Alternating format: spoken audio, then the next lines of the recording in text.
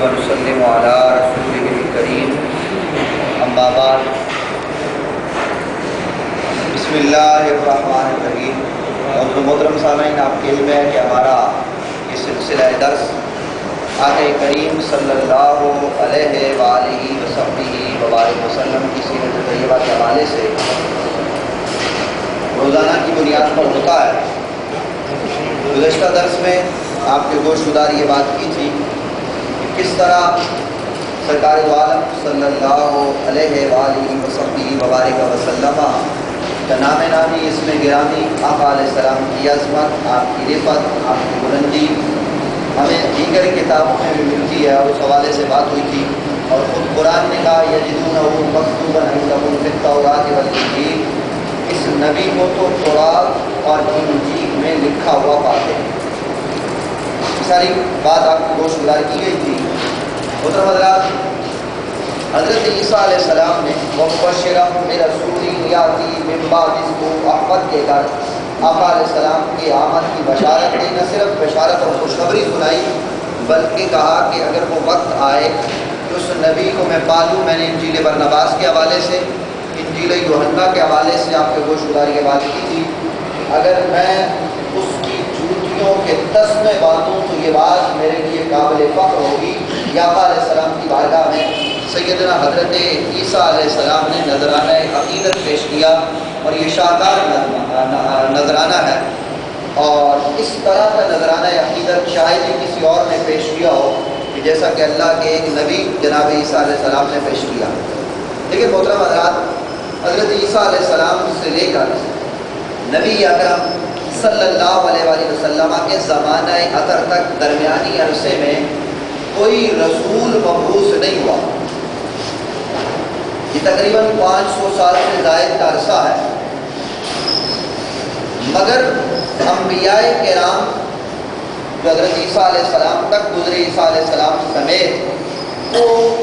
آنے والے عظیم رسول کی اتنی صفات اور علامات بیان کر گئے تھے کہ اہل کتاب یعنی یہودی اور عیسائی تو اس نبی کے انتظار میں تھے ہی، عرب کے باکمال لوگ بھی چشم برا۔ چنانچہ نبی اکرم صلی اللہ علیہ وآلہ وسلم کے ایک جد امجد کعب کے بارے میں مورخین نے لکھا ہے، زرقانی میں موجود ہے، تاریخ الخمیس اور دیگر کئی کتابوں میں۔ ان کے حوالے سے مورخین کہتے ہیں کہ فقارت قریش تجتمع الی کعب فیعلمہم ویذکرہم بمبعث النبی ویعلمہم بانہ من ولدہ ویامرہم باتباعہ ویقول سیأتی لحرمکم نبأ عظیم ویخرج منہ نبی کریم۔ کعب کے پاس لوگ اکٹھے ہوا کرتے، مورخین کا بیان ہے، اور حضرت کعب انہیں بات اور نصیحت کیا کرتے تھے، اور نبی اکرم صلی اللہ علیہ وسلم کی آمد کی یاد دہانی کراتے ہوئے انہیں بتایا کرتے کہ وہ میری اولاد میں سے ہوگا، اور حکم دیا کرتے کہ جب وہ نبی آئے گا تو تم اس کی پیروی کرنا۔ وہ اکثر قریش سے کہا کرتے تھے کہ عنقریب تمہارے اس حرم میں یعنی مکہ مکرمہ میں ایک بڑی خبر ظاہر ہوگی، اور یہاں ایک نبی کریم مبعوث ہوگا۔ نبی اکرم صلی اللہ علیہ وسلم کی ولادت سے تقریباً 560 سال پہلے ہی کعب نے اس نبی صلی اللہ علیہ وسلم کی آمد کی خوشی میں آقا علیہ السلام کی شان میں قصیدے کہنے شروع کر دیے تھے۔ آپ بھی ان کے قصیدے کے ایک شعر جو مورخین نے نقل کیا ہے، البدایہ والنہایہ میں موجود ہے، السیرۃ الحلبیہ اور دیگر کئی کتابوں میں، کہ علی غفلۃ یاتی النبی محمد ویخبر اخبارا صدوق خبیرھا۔ جب لوگ یاد الہی سے غافل ہو جائیں گے، وہ نبی آئے گا جس کا نام محمد ہوگا، اور وہ لوگوں کو بہت سی خبریں سنائے گا، اور یاد رکھو وہ سچا ہوگا اور باخبر ہوگا۔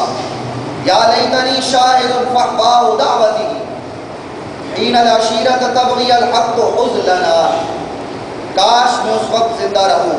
جب وہ لوگوں کو دعوت حق دیں گے اور ان کے قبیلے والے اس دعوت حق کو اور اس حق کے ساتھ مبعوث ہونے والے نبی کو رسوا کرنے کے درپے ہوں گے۔ گویا کعب اس خواہش کا اظہار کر رہے ہیں کہ میں اگر اس وقت موجود ہوں تو میں اس نبی کا ساتھ دوں۔ یا آقا علیہ السلام سے 500 سال پہلے کی بات ہے کہ آپ کے ایک جد اعلیٰ آپ کی شان میں نہ صرف قصیدہ کہہ رہے ہیں بلکہ لوگوں کو آقا علیہ السلام کی آمد کی بشارت دے رہے ہیں۔ گویا دوسرے الفاظ میں اس بات کو اگر میں یوں آپ کے گوش گزار کروں کہ آقا علیہ السلام کی آمد سے پہلے جو میں نے آپ کے گوش گزار کیا کہ حضرت عیسیٰ علیہ السلام، حضرت موسیٰ علیہ السلام، حضرت ابراہیم علیہ السلام کوئی ربنا وبعث فیہم کہہ کر صحن حرم میں کھڑے ہو کر نبی اعظم کی آمد کے لیے دعا کرتا ہے، تو کوئی یہ کہتا ہے کہ ہمارے بھائیوں میں ایک عظیم نبی آئے گا، یعنی بنی اسماعیل میں، اور یہ بات تورات میں موجود ہے، اور کوئی ومبشرا برسول یاتی من بعد اسمہ احمد کہہ کر انبیاء تو اس بات کے حوالے سے لوگوں کو بتا ہی رہے ہیں، لیکن عام لوگ بھی جو نبی نہیں ہیں لیکن اہل نظر ہیں وہ بھی آقا علیہ السلام کی آمد سے پہلے آقا علیہ السلام کی عظمتوں کے تذکرے کر رہے ہیں۔ آقا کریم صلی اللہ علیہ وآلہ وسلم کی شان رفعت کو نہ صرف بیان کرتے ہیں بلکہ لوگوں کو آقا علیہ السلام کی آمد سے پہلے دعوت حق بھی دیتے ہیں کہ تم اگر اس وقت موجود ہو تو تمہیں چاہیے کہ تم اس نبی کا ساتھ دو، اور خود بھی خواہش کا اظہار کرتے ہیں کہ کاش ہم موجود ہوں، اور جب لوگ اس نبی کو رسوا کریں، اس کے خلاف ہو جائیں، تو ہم تلوار لے کر اس نبی کی حمایت میں کھڑے ہو جائیں۔ گویا آقا کریم صلی اللہ علیہ وآلہ وسلم کی آمد کا تذکرہ آقا علیہ السلام کی ظاہری ولادت سے پہلے بھی دنیا میں تھا، اور آقا علیہ السلام کی ولادت کے وقت بھی یہ تذکرہ رہا، اور قیامت تک یہ تذکرہ رہے گا، اس لیے کہ اللہ رب العالمین نے اس کائنات کو حضور علیہ السلام کی وجہ سے پیدا کیا، اور خود قرآن نے کہہ دیا ورفعنا لک ذکرک، اے حبیب آپ کی خاطر آپ کے ذکر کو تیرے رب نے بلند کر دیا۔ اب جب ذکر اللہ نے حضور کا بلند کیا حضور کی خاطر، اب جب ہم ذکر کریں تو کوئی کہے کہ صاحب وہ اتنا ذکر کرو اتنا نہ کرو، یہ محترم حضرات بڑی عجیب بات ہے۔ مسلمان تو وہ ہے، محبت والا تو وہ ہے، عقیدت والا تو وہ ہے، چاہت والا تو وہ ہے، نبی سے محبت کرنے والا تو وہ ہے کہ جو ہر لمحہ ہر لحظہ ہر آن صبح و شام آقا کریم صلی اللہ علیہ وآلہ وسلم کی عظمتوں کے تذکرے کرے، آقا علیہ السلام کی بارگاہ میں درود و سلام کے نذرانے پیش کرے۔ یہ محترم حضرات اہل محبت کا طریقہ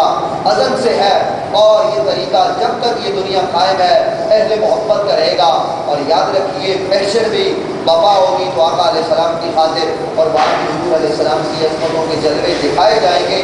جس نے اس جہاں میں کامیاب ہونا ہے، جس میں حشر میں کامیاب ہونا ہے، اور جنت میں حضور علیہ السلام کی جس کو معیت چاہیے